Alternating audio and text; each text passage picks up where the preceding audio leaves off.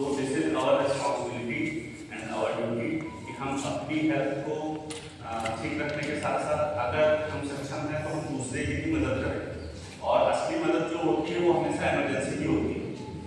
आप किसी को बोलो कि आप मुझे 5 दिन बाद इतना हेल्प कर देना, तो लोग आपको बहुत आसानी से कर देंगे, लेकिन इमीडिएट जो आप हेल्प करते हो किसी की भी, वो दैट मोस्ट प्रीशियस। तो इसी के क्रम में हम लोग आज एक लाइफ सेविंग प्रोसीजर जिसको CPR कहते हैं उसके बारे में थोड़ा सा जानने की कोशिश करेंगे। क्यों करना है, कौन सी कंडीशन पे करना है, उसके बेनिफिट्स क्या है, उसका प्रोसीजर क्या है, उसके एडवर्स इफेक्ट्स क्या क्या है। तो पहली चीज मेरे ख्याल से मैं बिल्कुल बेसिक से स्टार्ट करना चाहता हूँ। What is CPR and what is cardiac arrest जिसमें हम करते हैं। तो अब जो हमारा ऑब्जेक्टिव होगा इस सेशन का वो होगा to identify, to assess and to learn to respond to cardiac arrest emergency situation using cardiopulmonary resuscitation और CPR। मतलब किसी को हम आइडेंटिफाई कैसे करें कि इसको नीड है CPR की, और एसेस करना है कि कितना नीड देना है, कैसे हमको इसको प्रोसीड करना है, और उसके बाद हमारा जो ऑब्जेक्टिव होगा टू लर्न कि कैसे हमको ये CPR जो प्रोसीजर करना है कैसे करना है, इसका मेथड क्या है। तो पहले तो आप ये जानें कि आप CPR जो होने वाला है या जो आप जिसको हेल्प करने वाले वो कौन होंगे। तो जैसा कि हमारा जो हमारे पास हिस्ट्री अवेलेबल है, जो हमारा डाटा अवेलेबल है कि 4 आउट ऑफ 5 जो कार्डियक अरेस्ट होते हैं जिसमें हमको CPR देना पड़ता है वो यूजुअली हमारे हॉस्पिटल के घरों में होता है। तो मोस्ट लाइकली हम जिनको हेल्प करने जा रहे हैं वो हमारे अपने फैमिली मेंबर्स हो सकते हैं, हमारे पेरेंट्स हो सकते हैं, या हमारे बहुत ही करीबी हमारे फ्रेंड्स हो सकते हैं। तो the lives you save with CPR most likely to be the your loved ones. 4 out of 5 cardiac arrest happens at home, as मैंने पहले जैसे डिस्कस किया है। The life that you save is likely to be someone at home like child, parents or friends. What is CPR? If we talk about CPR, CPR के बारे में बात करते हैं तो सिर्फ लाइफ सेविंग टेक्निक की एक जीवन रक्षक पद्धति है या तरीका है जिसके प्रभाव से हम लोग जो हमारी इमरजेंसी आती है जिसमें हमारा सडन कार्डियक अरेस्ट होता है। कार्डियक अरेस्ट को आप सभी लोग समझते हैं। कार्डियक का मतलब हार्ट का हमारे अरेस्ट हो जाना, मतलब एक हमारा जो हार्ट है वो एक पंप है, कंटिन्यूअस पंप करता रहता है, तो हमारे शरीर में ब्लड के थ्रू सारे न्यूट्रिएंट्स, ऑक्सीजन, ग्लूकोज सब कुछ मिलता रहता है। It's like wire of electricity. Electricity हमको यहाँ से वहाँ ट्रेवल करना है तो हमको वायर चाहिए होता है। उसी प्रकार से हमारे जीवन को जीने के लिए ऑक्सीजन चाहिए होता है, न्यूट्रिएंट्स चाहिए होते हैं, तो उसके लिए माध्यम जो है हमारा वो ब्लड है। तो ब्लड को पंप करने का काम जो करता है वो हमारा हार्ट करता है। अब ऐसी सिचुएशन जिसमें हमारा हार्ट बीट करना बंद कर दे, कार्डियक अरेस्ट में चला जाए, तो उसमें हमको जरूरत होती है CPR दे करके पेशेंट को थोड़ा टाइम बॉरो करने का कि तब तक हमारी मेंटल हेल्प आ जाए। तो ऐसी कौन कौन सी कंडीशंस होती है जहाँ पे हम ये यूजुअली देखेंगे। तो यूजुअली अटैक्स आ जाते हैं, हार्ट अटैक जिसको लेमेंट में हार्ट अटैक बोलते हैं, या अगर आप थोड़ा मेंटल टर्म में तो मायोकार्डियल फंक्शन या MI बोलते हैं। एंड सडन कार्डियक अरेस्ट की कोई ऐसा पेशेंट होता है कि जो प्रोन होता है, मतलब ऐसे लोग कि जो एट रिस्क होते हैं कि इनको कभी भी इनका जो दिल धड़कता है वो रुक सकता है, या ऐसा इनइफेक्टिव कॉन्ट्रैक्टिविटी हो रही है, मतलब वो कॉन्ट्रैक्ट तो कर रहा है बट वो इफेक्टिवनेस उसका नहीं है। तो हम लोग थोड़ा सा उनकी हेल्प करके टाइम बॉरो कर सकते हैं कि जब तक हमारा एक स्पेशलिस्ट मेडिकल टीम पहुंचेगी हम उनको थोड़ा हेल्प कर सकते हैं। सच केसेस और भी देखे गए हैं जो नियर ड्राउनिंग होते हैं, कोई पानी में डूबने गया लेकिन समाव उसको हेल्प करके निकाला गया, लेकिन तब तक इतना उसको नुकसान हो चुका था कि उसके हार्ट ने पंप करना बंद कर दिया। तो एक ये भी सिचुएशन आती है। Definition of the CPR is the sequence of procedures performed to restore the circulation of oxygenated blood after sudden pulmonary and cardiac arrest। जैसा कि मैंने डिस्कस किया है कि ये वही सीक्वेंस प्रोसीजर जो हम करने वाले हैं उसका एक सीक्वेंस पे करना है। तो उसी सीक्वेंस ऑफ द प्रोसीजर कि हम अपना जो हमारा नॉर्मल सर्कुलेशन और वेंटिलेशन है, मतलब सांस और जो हमारे दिल से जो खून निकलता है आगे बढ़ता है उसी को कैसे रिस्टोर करें। This is the basic fundamental of CPR. CPR is the technique of basic life support for oxygenating the brain and the heart until the appropriate definitive medical treatment can restore normal heart and ventilatory action। अब ये हमारे पास क्यों करना जरूरी होता है, क्योंकि जो हमारे कुछ वाइटल ऑर्गन्स होते हैं just like brain, kidney and other vital organs, उनके पास टाइम बहुत कम होता है। अगर किसी को हम 4 से 5 मिनट के लिए ब्लड सप्लाई उसकी रोक दें तो जो हमारा ब्रेन है उसके पास ग्लूकोज नहीं पहुंचेगा,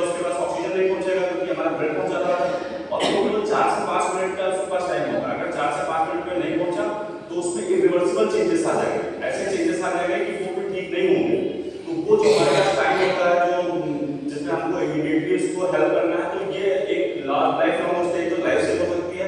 इन द केस अगर आपने लेट किया तो लाइफ कई बार बच जाती है, लेकिन फिर वो परमानेंट ब्रेन इंजरी हो जाती है। Brain is the master organ of our body. Brain ही सब कुछ बताता है कि हार्ट कैसे चलना है, सांस कैसे लेनी है। तो ब्रेन में अगर हम इरिवर्सिबल इंजरी को नहीं प्रिवेंट कर पाए तो कोई मतलब नहीं रहेगा सीपीआर का। What is the purpose of CPR? To maintain an open and clear airway that I am going to demonstrate very soon. मैं बताऊंगा कि इसको कैसे करना है। To maintain breathing by external ventilation, to maintain blood circulation by external cardiac massage, to save life of the patient or sufferer, to provide basic life support with the medical and advance life support arise. मैं इसके साथ थोड़ा discuss करता हूं। What is the airway? एक अगर मानव शरीर की बात करें तो हमारा एयरवे क्या है? वो हमारे नेजल नॉस्ट्रल से स्टार्ट होता है और ओरल फैरिंक्स जो होती है, मतलब mouth and nose, these are the only two openings जहां से हमको जो हमारा एयर है वो हमारे लंग में जाती है, वहां पे ऑक्सीजनेशन चेंज होता है, वो हमारे ऑक्सीजन हमारे ब्लड में होती है, फिर वो आगे सर्कुलेट होती है अदर ऑर्गन्स। तो जो हमारा मेन गेट है जो हमारा एयर का, that is our nostril and our oral cavity. अब अगर किसी पेशेंट में जैसे कोई भी आया जो सडनली उसको कार्डियक अरेस्ट हुआ, तो कार्डियक अरेस्ट हुआ तो वो पेशेंट सडनली अनरेस्पॉन्सिव हो जाए। जैसे एक अच्छा वाला लोग यहाँ बैठे हुए हैं, इन द केस अगर आप एग्जांपल दो कि अचानक किसी को वो यहाँ पे फेल डाउन कर गया, गिर गया और हम उसको टैप कर रहे हैं and he is not responding at all. उसको बिल्कुल वो रेस्पॉन्ड नहीं कर रहा है, ना हमारी कमांड फॉलो कर रहा है, ना वो आंखें खोल रहा है, उसका ब्रीदिंग भी रुक गया है, सर्कुलेशन भी रुक गया है। तो ये हमारी एक सिचुएशन हो जाती है जिसमें हमको सीपीआर स्टार्ट करना है। अब इसमें हमको पहले क्या करना है? तो इसका हमारा एक बहुत पुराना फॉर्मूला होता है ABC। First will clear the airway, then the breathing and then the circulation. तो एयरवे कैसे क्लीन करना है? हम पर्सन का जो ओरल कैविटी है उसको खोल के चेक कर रहे हैं कहीं कुछ लॉजिंग तो नहीं पड़ी हुई है। कई बार क्या होता है, वॉमिटस होता है और वो जाके लॉज हो जाता है, या कई बार बच्चों में हमने देखा है बच्चे अचानक से कुछ खा रहे होते हैं और वो जाकर के लॉज हो जाता है, ट्रैकिया मतलब जो हमारे सांस की नली है वहां पर जाकर लॉज हो जाता है। तो पहली चीज हमको क्या करनी है, घर में उनका एयरवे हमको देखना है कि एयरवे हमारा पेटेंट है यानी कहीं चोक तो नहीं है। सेकंड थिंग क्या करनी है, फिर अगर हमारा airway clear then we will check for the respiration. मतलब हम रेस्पिरेशन चेक करेंगे कि उसकी सांस आ रही है या नहीं है। कैसे उसको चेक करना होता है कि जो हमारा चेस्ट वॉल है, जो हमारा प्रोटेक्शन है, हमारा चेस्ट वॉल है, आप उसको देखोगे तो वो ऊपर नीचे होता दिखता है। अगर किसी को बहुत स्ट्रॉन्ग ब्रीदिंग है तो आपको वो नहीं दिखेगा, फिर आप कान लगाओ उसके नाक के पास या ओरल कैविटी के पास, जैसे जब ओनली जो हमारा ऑरिफिस है वहीं पे है कि जहाँ से हमारा एयर आ जाएगा, तो आप वहाँ कान लगाओ, वहाँ से आपको आगे लग जाएगा कि एयर अच्छी आ रही है या नहीं आ रही है। Then the third is the to maintain the circulation. तो अब एयरवे हो गया, हमारा ब्रीदिंग हो गया, सर्कुलेशन की हमारा ब्लड कैसे पहुंचे। तो हमारे हार्ट में अगर पंप करना बंद है तो ब्लड हम पहुंचा नहीं सकते हैं। हार्ट जो हमारा होता है वो हमारे थोरैक्स के बीच में, ये जो हमारा वेंटिलेटर रखा है अपने आप को, ये इसी के नीचे हमारा यहाँ बीच में हार्ट होता है। तो हार्ट यूजुअली ऐसे रखा होता है, वो ऐसे पंप करता है तो हमारा ब्लड आगे बढ़ता रहता है। हम एक मैनुअल तरीके से पंप करना बंद कर दिया तो हम मैनुअल तरीके से उसको ऊपर से कंप्रेसर लगाएंगे ताकि वो हमारा मैनुअल उसको कंप्रेस करेंगे ताकि हमारा ब्लड आगे बढ़ सके। अभी मैं उसमें डिटेल में आऊंगा। What are the indications? सबसे बड़ी बात तो ये कि सबसे पहले तो हमको जानना जरूरी होता है कि इंजरी करना किसमें है और क्या क्या कॉजेज होते हैं उसके। तो ये थोड़ा सा मेडिकल टर्म है, इसमें बहुत डीप में नहीं जाऊंगा। तो पहली कंडीशन जो है वो कार्डियक अरेस्ट, जो मैंने बताया था थोड़ी देर डिस्कस होता है कि हार्ट का अरेस्ट होना, पंप ना करना। उसके कारण होते हैं वेंट्रिकुलर फिब्रिलेशन, वेंट्रिकुलर कार्डियक अपनो यूज फॉर ब्लेम है, मतलब वो प्रोफेशनल्स के लिए है। तो आप बस इतना मेरे ख्याल से अगर मैं इतना आपको डिलीवर कर पा रहा हूँ कि कार्डियक अरेस्ट का मतलब आप समझ पा रहे हैं, तो ये मेरा सेशन मैं समझूंगा का सफल हो गया। फिर दूसरा होता है रेस्पिरेटरी अरेस्ट, जो हमने बात की थी ABC में, तो सर्कुलेशन हो गया, तो कार्डियक अरेस्ट हो गया। बी फॉर ब्रीदिंग, तो हमारा सांस की तो जरूरी है, जीवन की परिभाषा है जो होती है एक दिल का चलना, एक सांस का चलना। तो ये हमारा रेस्पिरेटरी अरेस्ट की कंडीशन, दूसरा ड्राउनिंग, कोई डूब रहा हो या डूब गया हो। दूसरा स्ट्रोक हो जाता है। कई बार स्ट्रोक का मतलब होता है ब्रेन में जो हमारे नसें हैं वो फट जाती हैं, ब्लॉक हो जाती हैं, उसमें भी कई बार हमारा रेस्पिरेटरी अरेस्ट हो जाता है। जो मैंने बच्चों वाला डिस्कस किया था फॉरेन बॉडी इन थ्रोट, कुछ बच्चों ने मूंगफली खा लिया या कुछ ऐसा या हाउस होल्ड का कोई सामान उन्होंने खेलते खेलते मुंह में डाल लिया। या कई बार स्मोक इनहेलेशन, कई बार आप देखेंगे किसी बिल्डिंग में आग लग गई, जैसे अपने यहाँ पे तो मिलता है वेस्टर्न कंट्री में ज़्यादा होता है कि वहाँ पे आग लग गई तो वहाँ पे सफोकेशन से कई बार रेस्पिरेटरी अरेस्ट हो जाता है। समटाइम जो ड्रग ओवरडोज वाले होते हैं कि उन्होंने कोकेन ले रहे हैं और मॉर्फिन ले रहे हैं, ओवरडोज कर लिया तो वो रेस्पिरेटरी डिप्रेशन करा देता है। Suffocation, critical injury, coma, these are the causes of the respiratory arrest. The principle of the CPR और BLS और CPR तो BLS का पार्ट ही होता है। CPR BLS means basic life support. ACLS जो होता है वो प्रोफेशनल देते हैं, एडवांस लाइफ सपोर्ट, वो हम लोग देते हैं प्रोफेशनल्स। जो बेसिक लाइफ सपोर्ट है एनीवन कैन गिव। इसके लिए एक लेमैन चाहिए होता है जिसको पता हो करना क्या है, वो आपका CPR दे सकता है। उसके लिए किसी भी स्पेसिफिक क्लास की या कोई डिग्री की आवश्यकता नहीं होती है, इसलिए इसको बेसिक लाइफ सपोर्ट बोला जाता है। What are the principles for the CPR? That is to restore the effective circulation and ventilation. जो हमने अभी डिस्कस किया था कि हमको हार्ट नहीं पंप कर रहा है तो हमको आर्टिफिशियल पंपिंग करके हमको आगे हार्ट को पंप कराना है, and the breathing part. Why to prevent the irreversible circulatory damage due to anosmia that earlier I discussed कि हमारा जो ब्रेन है उसको ऑक्सीजन नहीं मिलेगा तो वो परमानेंटली खराब हो जाएगा, तो उसको प्रिवेंट कर देंगे। This I already discussed airway breathing and circulation. एक बार मैं फिर से airway याद करता हूँ। Check the mouth or foot for blockage that earlier I said कि हम उसका मुंह और जो हमारा ओरल कैविटी है उसको चेक कर लेंगे कि उसका कहीं कि ब्लॉक तो नहीं है। If necessary अगर हमको कुछ दिख रहा है तो हम अगर हमको कुछ ऐसी चीज दिख रही है कि हम उसको पकड़ के निकाल सकते हैं, then only we will try to catch। अगर हमको दिख रहा है कि हम उसको निकाल लेंगे तो ही कोशिश करना है, अदरवाइज कई बार हम लोग देखते हैं छोटा मोटा बड़ा उसको निकालने की कोशिश करते हैं और उसको गलती से और अंदर कर देते हैं, तो चीजें और वर्षन हो जाती हैं। And next is the breath for breathing. Put your ear to the mouth or nose, you will listen the air sound. मतलब आप उसके कान के पास अपना कान है मुंह के पास लेके जाए तो आप आराम से उसका ब्रीदिंग साउंड सुन सकते हैं। देन यू कैन असेस कि इसको ब्रीदिंग की आवश्यकता है या नहीं। CPR के दो कंपोनेंट हैं, चेस्ट कंप्रेशन एंड ब्रीदिंग। अभी मैं थोड़ा और डिटेल में जाऊंगा, बस मैं बेसिक आउटलाइन तैयार कर रहा हूं। Listen to see if they are breathing or not. Observe if the chest is rising or not, कि उसका चेस्ट हमारा ऊपर नीचे हो रहा है या नहीं हो रहा है। Feel for breath on your cheek and the C for circulation. Breathing का बहुत आसान हो जाता है कि हम चेक कर लेते हैं कि आ रहा है सांस नहीं आ रहा है, चेस्ट अप डाउन नहीं जाता है, साथ में हम अगर कान लगाएं उसके नाक के पास तो हमको सांस आती जाती है, महसूस हमारे कान में सुना जाता है। लेकिन सर्कुलेशन वाला थोड़ा चैलेंजिंग होता है कि इसका सर्कुलेशन चालू है या नहीं कर रहा है, तो इसका जो हार्ट बीट कर रहा है या नहीं कर रहा है। तो उसके लिए जो बेस्ट चीज होती है वो ये कर सकते हैं कि जो ये हमारा बीच का इसको थायराइड होती है, थायराइड से आप 2 उंगली की जगह छोड़िए, यहाँ पे एक ग्रूव फील करिए, तो यहाँ पे आपको एक पल्स सर्किल मिलती है, हम उसको अपनी लैंग्वेज में कैरोटिड पल्स होते हैं।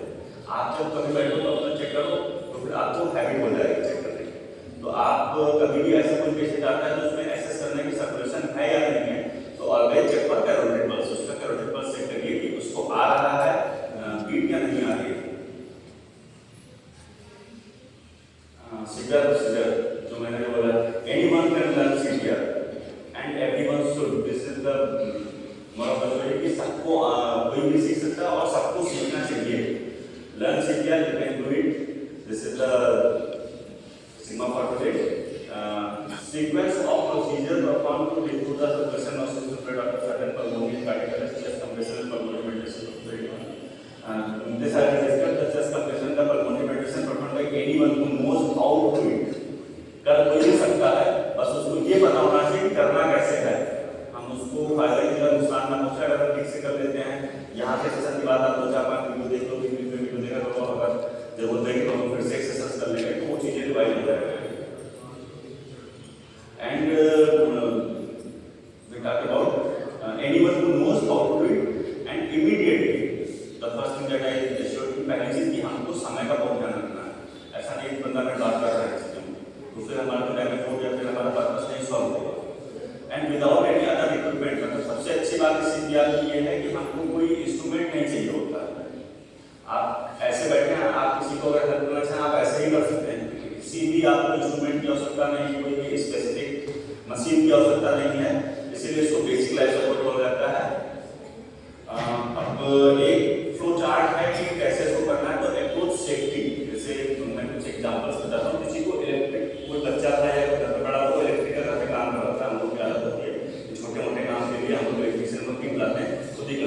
फिर कोई स्विच लगाने लगे, उसमें ही अनफॉर्चुनेटली शॉक हो गया, इलेक्ट्रिक शॉक, और उसको इलेक्ट्रिक शॉक की वजह से वो गिरा और अनरेस्पॉन्सिव हो गया।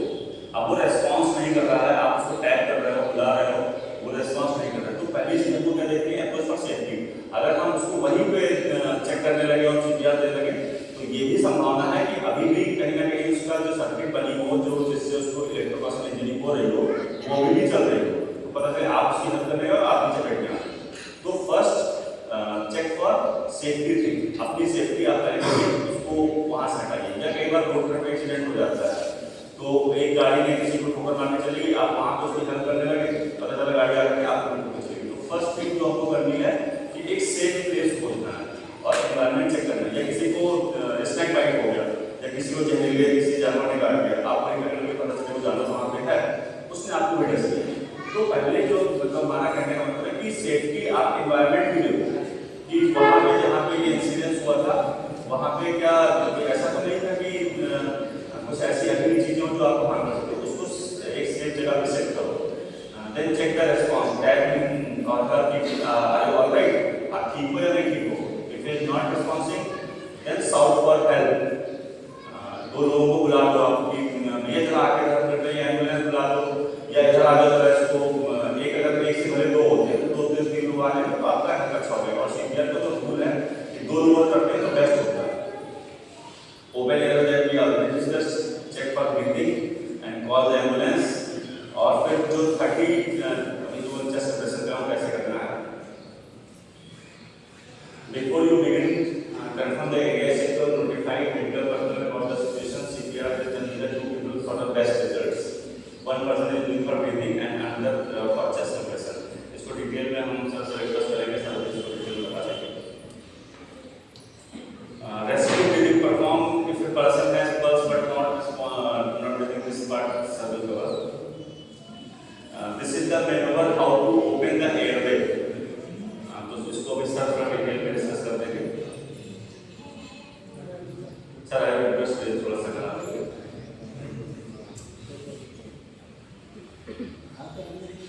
हेलो, थैंक यू डॉक्टर, बहुत ही इलैबोरेटिव किया और काफ़ी मुझे लग रहा है काफ़ी लोगों को क्लियर हुआ होगा। Now the practical part is left कि कैसे करें।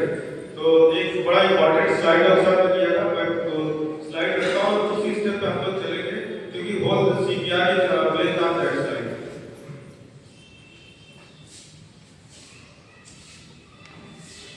ये वाली स्लाइड है, इस पे first important thing is that scene safety. Scene safety क्यों जरूरी है कि आप कहीं पे हैं, सपोज करिए कहीं आग लगी है और आप अकेले हैं, आपके साथ एक बंदा और है और पता चला कि आपने उसको वहां से नहीं हटाया, या तो धुआं की वजह से वो तो जाएगा, आगे चले जाओगे। या डॉक्टर साहब ने बताया किसी को इलेक्ट्रिसिटी से शॉक लगा और आप जो है उसको वहां से नहीं हटा रहे, या कोई रोड एक्सीडेंट हो गया और वहां से नहीं हटा रहे, तो चला दूसरा आके आपको धक्का मार गया, खुद को बचाने गए, उसको बचाने से अपने आप को चपेट में आ गए। तो इंपॉर्टेंट थिंग इज कि सीन सेफ्टी की कोई भी चीज है उसको आप वहां से हटा दीजिए, उस जगह से हटा दीजिए। सबसे जरूरी हमने स्लाइड में शुरुआत में बताया था कि ज्यादातर जो कार्डियक अरेस्ट होते हैं 5 में से 4 आपके घर में होते हैं, मतलब आप अकेले होते, हो सकता है आपके घर में कोई बूढ़े माँ बाप हो, उनका आपको सीपीआर करना पड़ेगा। तो ये बहुत जरूरी चीज है कि वो मतलब आप अकेले हो और आपको ये सीख करके जाना। तो सीट सेफ्टी हो गया। घर पे है तो घर पे मान लीजिए बेड पे है तो उनको कोई प्लेन जगह पे लिटा दीजिए, कोई बेड पे गिर गया आप वहां पे आप सीपीआर नहीं कर पाओगे तो नीचे आप सेफ्टी जगह कोई सेफ जगह पे कर लीजिए। या कोई स्टेज पे डांस कर रहा है, आजकल बड़ा आता है, वायरल होता है वीडियो देख रहे स्टेज, तो स्टेज चल रहा है, स्टेज पे डांस कर रहा है और गिर गया, आप पता चला स्टेज हिल रहा है और आप वहां सीपीआर नहीं कर पा रहे, तो उसको हटा करके किसी हार्ड सरफेस पे ले जाएंगे जहां पे आराम से सीपीआर हो सकता है। तो उसके बाद दूसरा हमको क्या करना है, दूसरा है रिस्पांस चेक करना है। तो रिस्पांस कैसे चेक करेंगे, तो रिस्पांस कैसे चेक करेंगे, जैसे हम यहाँ पे उसको टाइप कर सकते हैं, आर यू ऑलराइट, आप ठीक है, क्योंकि हो सकता है कि गस खा के गिर गया हो, उसको अरेस्ट हुआ हो।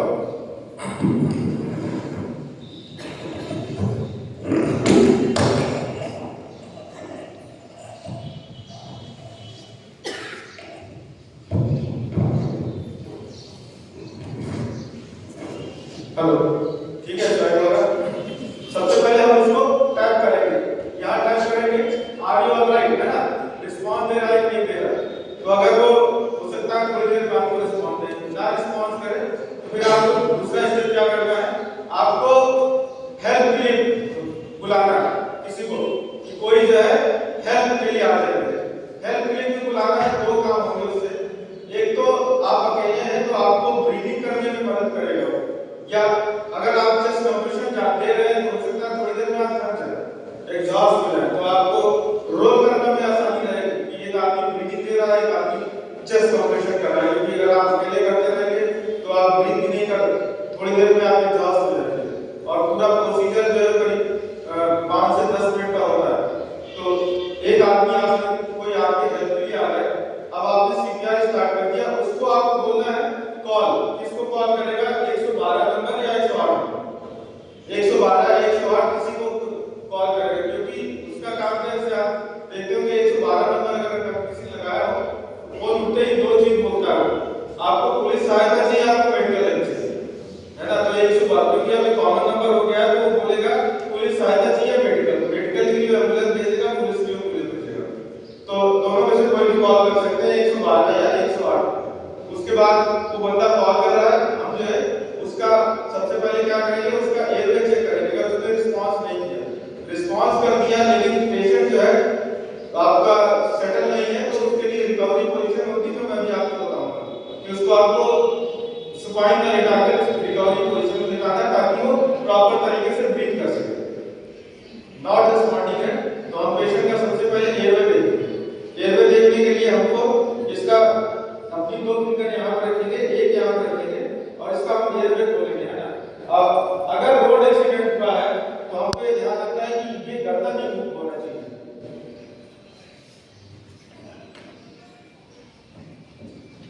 अगर ये गर्दन रोड एक्सीडेंट में अगर गर्दन मूव होगा तो ये जो है उसका और स्पाइन इंजरी हो सकता है। तो हमको सिर्फ मूवमेंट जो है इसके जॉ पे करनी है, कोई बात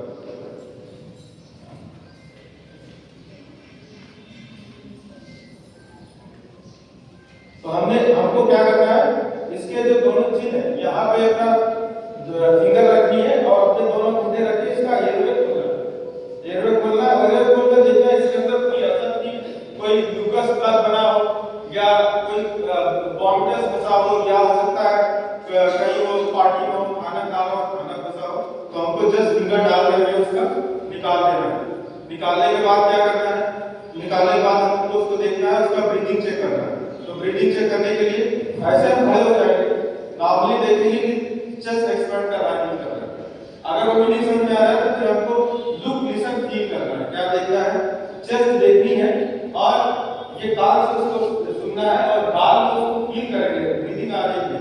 तो ऐसे हम देखेंगे, ऐसे रख देंगे, चेस्ट राइज देखेंगे, चेस्ट राइज कर रहा है कि नहीं, और अपने जो चीख है उससे सांस आ रही कि नहीं, और कान से सुन सकते हैं। अगर ये नहीं है, पेशेंट अगर आपका ब्रीथ नहीं कर रहा, इमीडिएटली हम पेशेंट का क्या करेंगे, अपनी जो 2 फिंगर से यहाँ पर रखेंगे बीचों बीच, ये जो हमारा, और उसको ऐसे जस्ट रोल कर देंगे।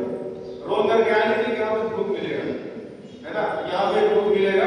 इस ग्रुप के अंदर हम देखेंगे पल्स आ रही कि नहीं आ रही। अगर पल्स आ रही है तो कितना आपको काउंट करना है, 72 6 तक काउंट करना है। तो अगर 6 तक हमको पल्स मिल गया है तो पेशेंट मतलब हमारा कर रहा है, हमको कंप्रेशन देने की जरूरत नहीं। अगर पल्स आ रही है तो कंप्रेशन देने की जरूरत नहीं, पेशेंट को सिर्फ हमको ऑक्सीजन देना है।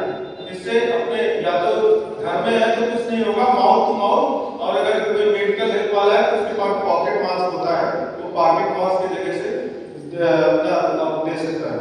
तो यहाँ पे हमने देखा 1 to 6 काउंट किया, अगर पल्स मिल गया तो ठीक है, नहीं तो इमीडिएटली हम किस पे जाएंगे, अगर पल्स नहीं आ रहा है तो कंप्रेशन पे जाएंगे। अब कंप्रेशन हम कहाँ देंगे, देखिए इतना पूरा एरिया है हमारा, ये नॉर्थ से शुरू होता है और इस नाक तक आता है।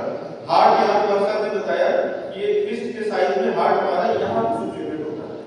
तो हमको चेस्ट नहीं प्रेस करना है, हमको हार्ट को प्रेस करना है, क्योंकि हार्ट को जब प्रेस करेंगे तो हार्ट एक मस्कुलर स्ट्रक्चर है, प्रेशर की वजह से वो ब्रीथ करना शुरू, वो उसका जो अरेस्ट हुआ है वो अरेस्ट में चलने लगता है। दूसरा, जब हम प्रेस करेंगे तो इतनी दूर का जो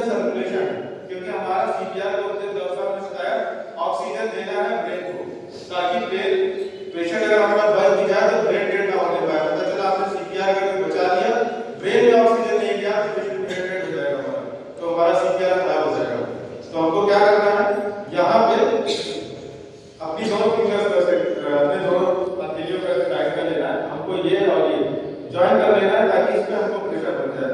और हमारा जो मूवमेंट होगा वो सारा शोल्डर पे होगा, रिस्ट पे नहीं करेंगे, ऐसे करके और यहाँ पे। और हम इसको जो है एक बार में 30 टाइम्स करेंगे ऐसे। और इसको कितना दबाना है, इसको हमको कम से कम 5 सेंटीमीटर लगभग 2 इंचेस के आसपास हमको दबाना है। तो इससे ज्यादा दबाएंगे तो टूट जाएगा, ये जो बॉक्स हमारा टूट जाएगा। तो 3 to 5 सेंटीमीटर के आसपास हमको इसको प्रेस करना है ना, ऐसे प्रेस करेंगे और हमारा जो मूवमेंट है वो इस पे होगा और हम काउंट करते रहेंगे। इधर जो दूसरा बंदा है इस साइड में जो दूसरा, उसको हम क्या बोलेंगे, उसको बोलेंगे कि यहाँ पे वो 2 बार ब्रेथ देगा। जैसे एक बार उसने दे दिया, फिर वो 1 to 15 काउंट करेगा, क्योंकि नॉर्मली क्या होता है कि जो हमारी सांस होती है वो 1 मिनट में 12 से लेकर 16 होती है। तो हम यहाँ पे जो कर रहे हैं वो 30 बार कर रहे हैं। 1 मिनट की साइकिल जो हमारी होगी वो 2 बार की होगी, 3 बार की साइकिल होगी। मतलब हमारी जो साइकिल है घटी लगभग 120 हार्ट हम करेंगे। उस बीच हमको कम से कम 6 से 12 के बीच का हमको ब्रेथ देना है। तो यहाँ पे एक बंदा काउंट करता रहेगा 1 2 4 5 6 है ना, इस तरीके से 30 तक जाएगा और उस बीच ये 2 ब्रेथ देगा, रुक रुक करके 2 ब्रेथ देगा।